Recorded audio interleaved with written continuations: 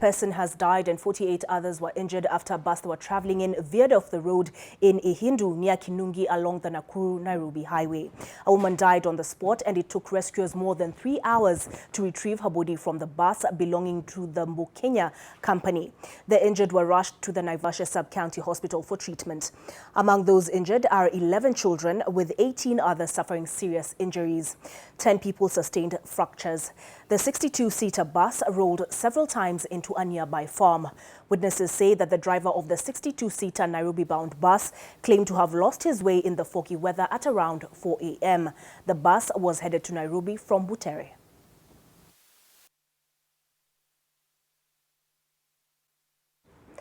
The 44th Annual Teachers Conference, bringing together principals of secondary schools across the country, kicks off in Mombasa starting tomorrow. The Kenya Secondary School Heads Association chairman, that is Indimuli Kahi, says that the conference would provide teachers a platform to address various issues affecting the secondary sector, including capitation, the competency-based curriculum, suicide in schools, and the 100% high school transition, among others. Our host reporter, Kevin Mutai, joins us live from our studios in Mombasa.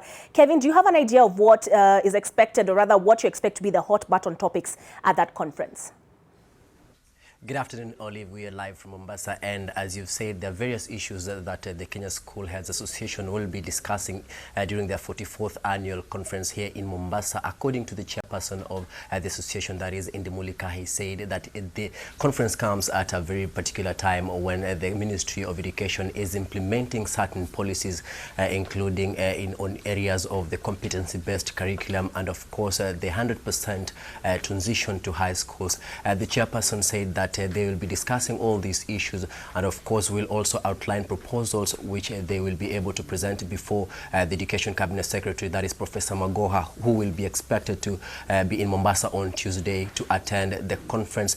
The teachers says that there are various issues affecting students, including suicides in school, and they've invited various guests who will be able to speak and talk to them on how to address such kind of issues. Also, another thing that also they put across during their press conference said that they'll also one of the things that have been hitting headlines recently is the age sex consent, which will also be one of the highlights during their discussion. Remember, it's a 4-day meeting that will be happening in Mombasa, and of course they said that the issue of employment of teachers, the capitation, will also feature in their discussion, saying that according to the research that they conducted recently, they discovered that at least 6 teachers are employed across all the secondary schools in the country on BOG terms, saying that this is something that will be able, or rather they will be able to delve deeper into it, and of course come up with ways on how to interrogate the issues before presenting them to the government. The issue of also transitioning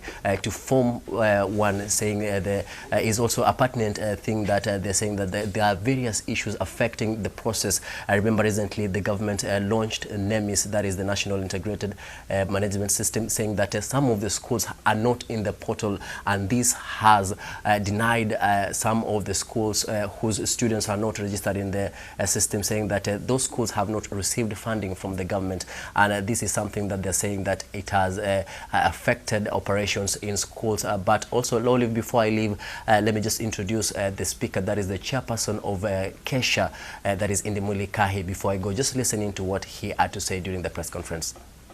Apart from looking at 100% transition, definitely Kenya Secondary School Heads Association will be also interrogating the CBC that is in the country.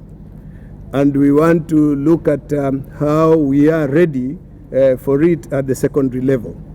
We are aware in the next 3 years, the pupils will be getting into the junior secondary, and therefore it is important that as the secondary sector we are able to pronounce ourselves on what our expectations are and how we would wish that sector also that was to be handled. Kahi, the chairman of Kesha. But Olive, there's also another developing story here in Mombasa. Police have gunned down the most wanted criminal who has been on their watch list for several weeks now, following the rampage, or rather the looting spree that these particular gangsters have been terrorizing residents in areas of Kisauni and Likoni. And this morning, police, that is the OCPD Kisauni, Julius Kiragu, notified the media that Dula, who is the most wanted criminal, was gunned down this morning after several hours of trail.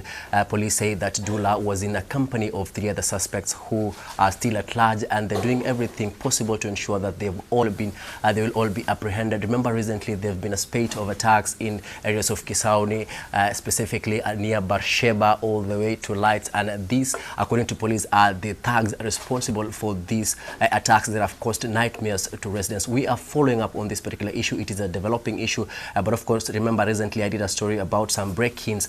We received some CCTV footage, acquired these footages from homeowners in Mombasa after some thugs broke into their homes and stole valuables.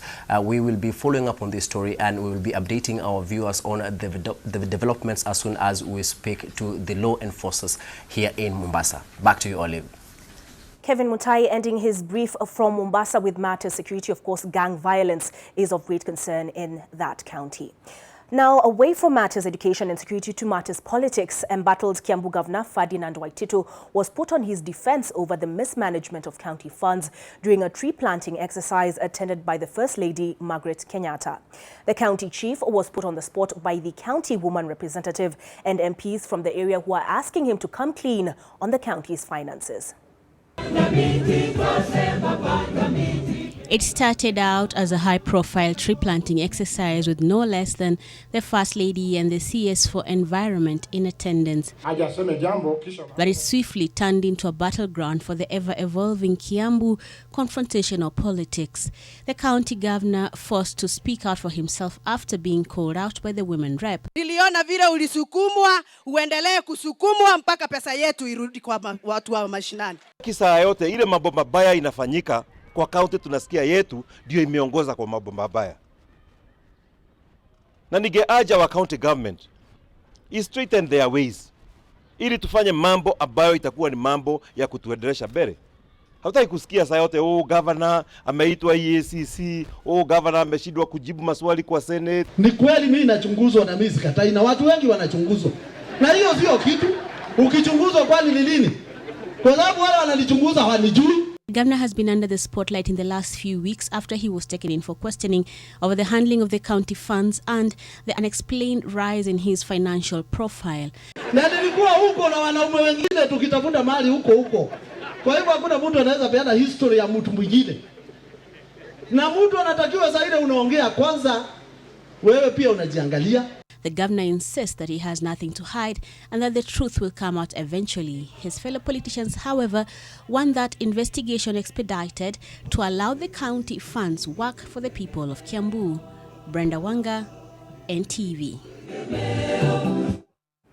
Now, as Kiambu County grapples with the management of county funds, Baringo County Governor Stanley Kiptis has raised an alarm over the worrying trend of people committing suicide in the county, saying they have lost 18 people in the last 1 year.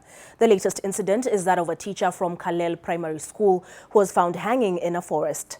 The governor urged the clergy to pray and provide counseling to couples, especially during these hard economic times where some people opt to take their lives to escape life's challenges. Wakati tunaona kijana mfulana akitumia nguvu yake kuumiza ama kuua mtoto mchana, nauliza, unaua na wewe utaenda tu? Wale unaua na hata wewe utaenda tu kwa staili yako. Ilitoko tuheshimiane. Wazazi tukaribia watoto wetu ambao ni vijana wavulana na pia wasichana. Wakati ya kuoa na kuolewa tuwe karibu na hawa. Tusiachilie sana. At the same time, other leaders from Baringo, led by Water Cabinet Secretary Simon Chelugui, want strong action taken against the rising cases of banditry in the region that saw 211 goats stolen in Loruk area, Baringo North, and that led to residents barricading the Marigat-Loruk highway on Saturday. A section of the leaders have criticized the government for withdrawing guns from the Kenya Police reservists in the county, saying it has led to increased insecurity. Speaking during the burial of Bishop Joshua Chepkurgor of the Full Gospel Churches of Kenya in Mogosho constituency, leaders from Baringo complained that the government has failed to take control of the situation despite its promise to tame the runaway insecurity. We are like orphaned children without a father and a mother. We are wondering why the government has been totally defeated to calm this cat rustling issue. People have lost their lives. Children have been killed. Schools have been closed. This one has happened from time immemorial. I mean, what is wrong with this government? Why don't they tell us if they are not able to stop this thing, then the wananchi can look for their way of solving their problems. Hivi majuzi serikali walichukua punduki kwa vijana wa NPR. Na mambo ya usalama imekuwa ni shida sana. Tulikubaliana na serikali kwamba tufuate utaratibu yeyote ambao wanatoa, ndio. Lakini tunahitaji maombi. Na huyu mheshimiwa anaitwa Kamket. Naomba Bwana Bishop mwanze kuombea yeye. Ameanza kurandaranda na elewi mambo sana. Nataka yeye muombee yeye aokoke na awache hii fitina ya kutesa watu na kuwaua watu ovyo ovyo.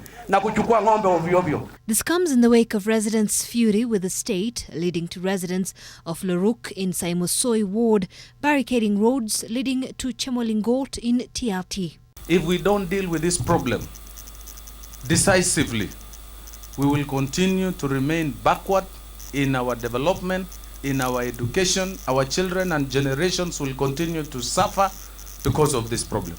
In honor of Bishop Chepkurgor, let us embrace peace. In honor of Bishop Chepkurgor, I appeal to those who still maim and kill without any regard to human life to really change their ways, because we have suffered too much. Recently, heavily armed bandits raided various points in Baringo North and Baringo South and drove away hundreds of livestock which have never been recovered to date, with some losing their lives in the process. Zainabi Ismail, NTV. The number of defilement cases has, according to recent reports, been on the rise. This has particularly been troubling in certain counties where child neglect is a contributing factor. Tonight, NTV takes a look at the cases reported in Makueni County. Here's a sneak peek of the special report, Predator Guardians, that airs tonight at 9 p.m. Nilichange nguo ndo ni babangu akachukua blanketi akanifunika nayo macho. Tukilima anatuita hapo nyumbani, anatutoa suruali. If these walls could speak, then they would tell of the crippling fear and the intense pain experienced by victims possibly violated here. Tukisema anatukata na kipanga. Mimi nilikuwa nakaa nikistuka kila wakati sababu amechukua kisu, anasema anakuja kutuua. As at today, we have about 77 were in custody. The torture doesn't end upon their rescue. What about the trauma of these kids?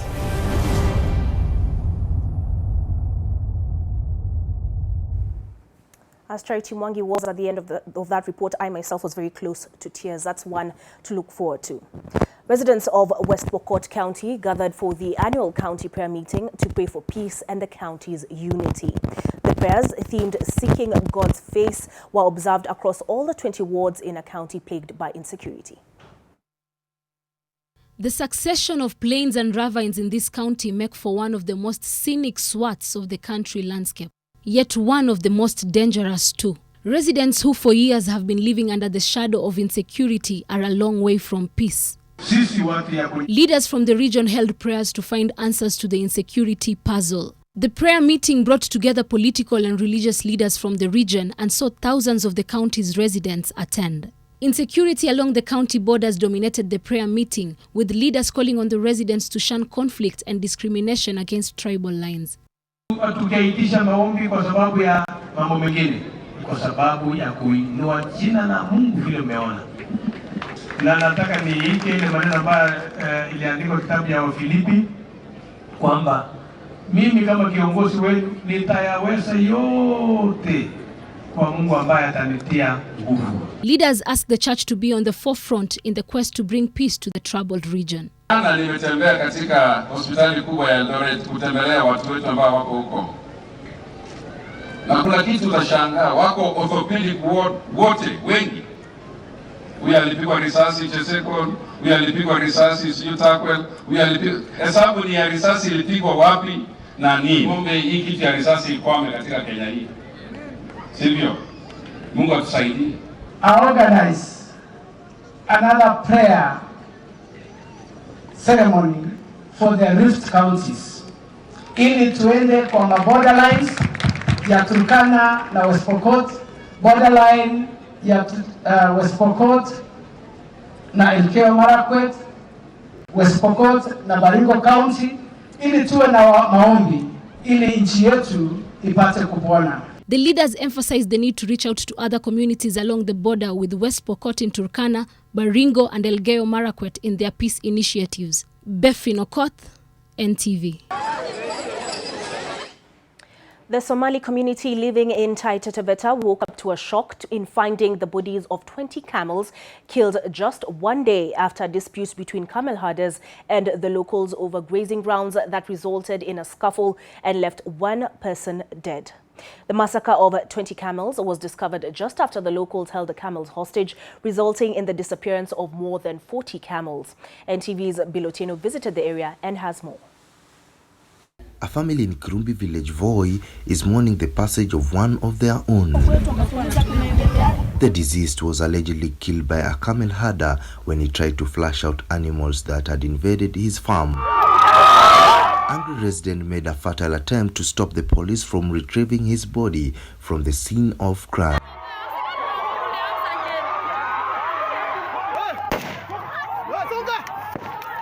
Jamii hapa imekuwa ikikataa ngamia zao zisiingie kwenye mashamba ya watu. Na hawa watu wamekuwa hawakubali. Wanaendelea tu kuvamia mashamba ya watu kwa nguvu. Sasa leo kimebainika wazi. Wameingia kwenye shamba ya huyu ndugu yetu na huyu ndugu yetu akawa anazuia hizo ngamia zisiingie kwenye shamba yake. Matokeo yaliyotoka ni haya. Hatutakubali kabisa kupoteza maisha ya watu kwa sababu ya ngamia. It's roughly 3 kilometers from where 11 camels were assaulted yesterday, and this came out of a dispute between the camel herders and the locals in Kajire area. The locals sought revenge by rounding up to 60 camels belonging to the communities whose member killed the deceased. 20 of the said 60 camels have since been massacred and their carcass dumped. Ngamia wameingia kwa chamba. Mwenyewe ya chamba ndio wanakuja na banga ni kwa wachungaji. Sasa umekosana, umedunga kwa kisu, alikufwa. Sasa hawa wale wengine wanakaa unakatakata ngamia. Ngamia 60 hajaonekana, ile sasa imepatikana meti ni karibu 9. Ile nyingine sijui bali iko 50. The locals blamed the chiefs and the administration in what they term as colluding with the camels herders to allow them graze in their land without consent. As the tension escalates, the police are searching for the missing camels as well as the murder suspect who is still at large. Bilotino, NTV, Voi. Former Sports Cabinet Secretary Rashid Echesa, in an apparent fight for political survival, has now declared his support for ANC leader Musalia Mudavadi's presidential ambitions. At a political event in Western Kenya yesterday, Echesa announced he backs Mudavadi for president, seemingly backtracking on his earlier stand where he had declared undying support for Deputy President William Ruto. Na ndugu yangu Musalia, mimi niko tayari kutumia chochote nihakikishe ya kwamba mtoto wa Mluya anapata uongozi katika nchi ya Kenya. Lakini lile nataka ndugu yangu Musalia anifanyie. Musalia no chama kwa heshima kubwa. Kama ni ungwana umefanya ya kutosha. Kama ni kuunga watu wetu wa Nyanza umeunga ya kutosha. Raundi hii wewe toka huko, tuunganishe watu wetu, tutakutafutia marafiki wa kutengeneza nao serikali. Kumekuwa na siasa mingi ati hawa vijana hawaheshimu Musalia Mudavadi. But I want to state here with no uncertain terms ya kwamba mahali tumefika, sisi jamii ya Waluya, sisi tutasimama nyuma ya mtu mmoja, tutasahau masuala yetu yote, tusimame nyuma ya Musalia Mudavadi tuhakikisha amesonga mbele. Kwa ndugu yangu Rashid, my friend, I agree with you. ANC si wanachama wa ANC pekee. Wewe ndugu, karibu tusaidiane. Meanwhile, various leaders have scoffed at Makueni County Governor Kifutha Kibwana for his assertion that Wiper Party leader Kalonzo Musyoka was not a viable presidential candidate in 2022 and called on the Kamba community to remain united behind him. The leaders said Musyoka was the de facto Kamba leader and had earned his place on the national political stage and was therefore best placed to secure the presidency in the near future. Sina ubaya na Kalonzo mwenyewe. Kwa sababu ni kiongozi akiwa rais itakuwa mzuri kwa Wakamba, si ndio? Lakini arudishe hawa viongozi wote. Because we need to be as a team. Na nyinyi mkiwa watu wa hapa Ukambani, ni lazima muungane pamoja, mushirikiane pamoja. Kama mko na nia ya kutafuta kiti cha urais, ni lazima muonyeshe wale wengine kweli mmeshikana pamoja. Ukambani is Kalonzo. He is our de facto leader, and today we are in Mumano, Kitonyi Secondary School, and every leader who spoke today was very clear that we have one de facto leader called Kalonzo Musyoka, and there is no discussion about that. On to matters conservation. Environmentalists in the coastal region have lauded President Uhuru Kenyatta for banning the use of single-use plastics in the country, terming it timely. They say that plastic waste has been a major threat to marine life and even mangroves along the ocean line, adding that the ban would go a long way in saving the endangered species. In a race against time to help clean up the oceans and promote a healthy biodiverse environment, women and children gathered on the coastline of Ngomeni Magarini sub-county Kilifi County to mark the World Ocean Day celebrations by helping to plant more than 5,000 mangrove trees. The celebration was organized by environmentalists including local community conservation groups, the World Wildlife Fund and the East African Wildlife Service. A global debate on campaign on eradication of plastics, especially in the oceans, because plastics choke the ocean. And how do we link that plastic pollution with the mangroves? We are aware that mangrove breathe using their roots. And so if we have plastics around the mangrove roots, we're actually going to kill these mangroves. The conservationist groups and the community hailed the president's ban on single-use plastics as a major step towards eradicating the plastics which have for many years negatively impacted the ocean. So we support our president's directive to eradicate plastics, single-use plastics, around protected areas and also around the ocean environment. The plastic pollution is one of the major threats to all this marine life, and therefore the present ban is timely, and I believe if we all focus together, then it's going for the good for the marine ecosystem. About 8 million metric tons of plastic are thrown into the ocean annually. Anita Nkonge, NTV. To matters health, Tharaka Nithi Governor Muthomi Njuki says his county government will continue investing in healthcare as one of the key pillars of the development in the county. Speaking in Kamanyaki area in Tharaka sub-county during the commissioning of a maternity wing built by the Safaricom Foundation, Governor Njuki reiterated the importance of health facilities and the huge budget the county was setting aside in improving them. He said the county had set out to build more health centers across the county so as to bring services to the residents. The maternity wing at the Kamanyaki Hospital can serve about 100 women.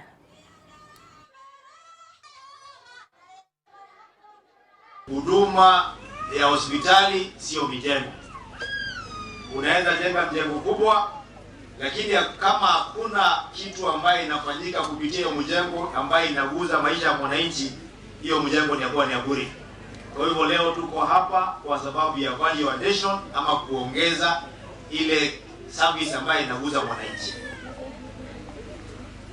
Bwana Ugutu, mgeni wetu wa heshima, catchment area ya hiyo hospitali inapita hata Tharaka Nithi County.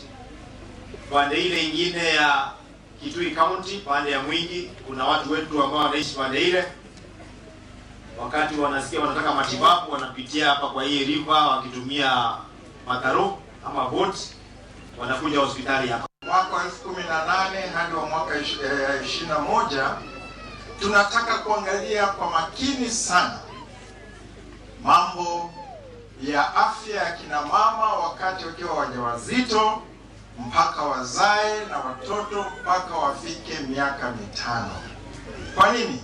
Kwa sababu tumeangalia takwimu, Tharaka Nithi ni moja ya counties ambayo kuko na very high mortality rates kina mama na pamoja na watoto katika uzazi wa namba 1147 wanakufa.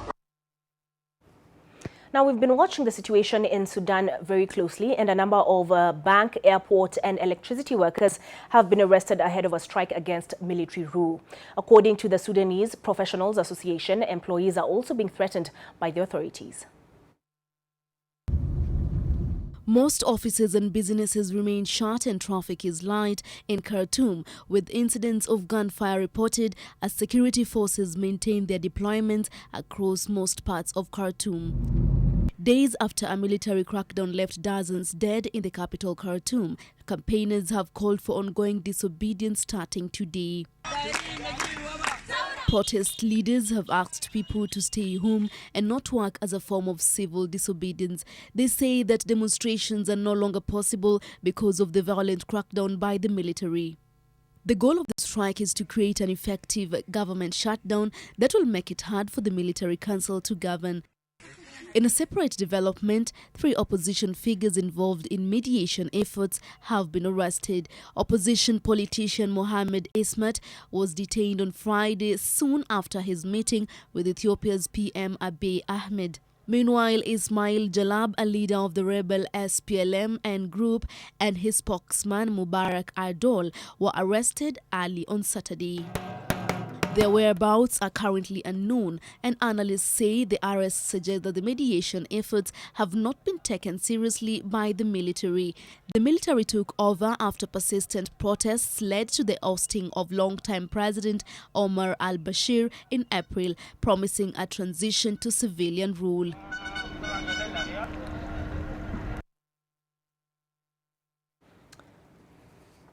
I now hand you over to Ida Waringa for the sports news.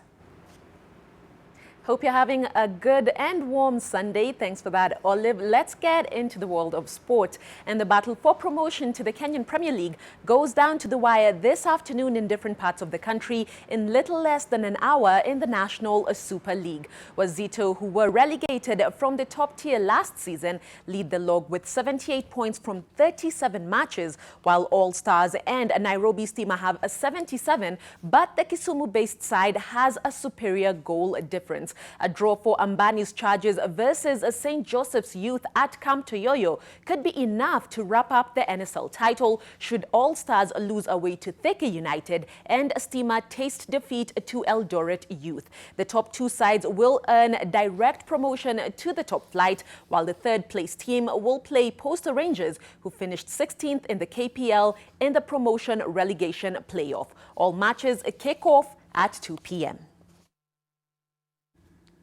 Much more on that in our subsequent bulletin. Let's get into some boxing now. And Kenya's Rayton Okwiri is a new Africa Boxing Union middleweight champion after knocking out Tanzanian Hussein Itabe in a fight held at Nation Charter Hall in Nairobi. The Kenyan Olympian knocked out Itabe in the 3rd round with a powerful left to clinch the vacant ABU middleweight title. Okwiri, aka Boom Boom, extended his record to 5 wins and 1 draw, while Itabe now has 4 losses, 6 wins and 2 draws. The fight, which was preceded by 4 undercards, was the highlight of the main event's promotion titled Redemption Fight Night, planned to showcase Kenya's finest boxers.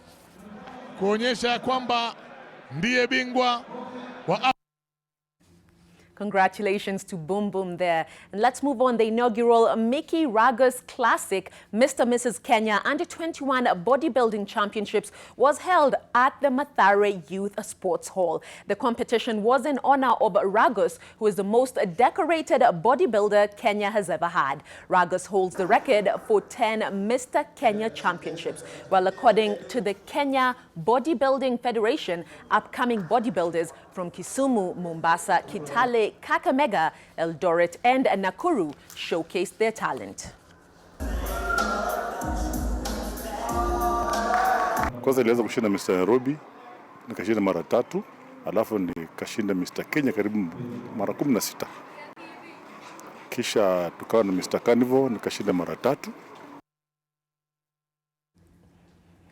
What a legend. Keeping it local, and Kwathanze High School retained their county volleyball girls championship in Talahai after beating Beulah girls 3-0 in the county's secondary school ball games. Kwathanze, who cruised to a 25-10, 25-6, 25-9 victory, and Kibaoni boys secondary advanced to the regionals. Meanwhile, Machako School scooped a double in football, retaining their title in the boys under-16 and winning the boys under-19. Machakos will now represent the county in the regionals to be held in Makueni boys from 19th to 22nd of June. While table tennis was won by Mwala School for boys, while Mutsia Secondary took the girls' title. Badminton went to Mwala sub-county for both boys and girls, while in netball, Kwathanze won.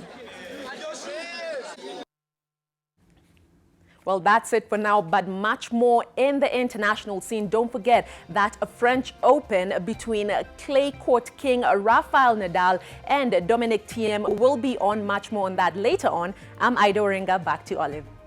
And I'm Olive Burrows. And also do not forget that Predator Guardians airs on NTV tonight. Until then, enjoy the rest of your viewing.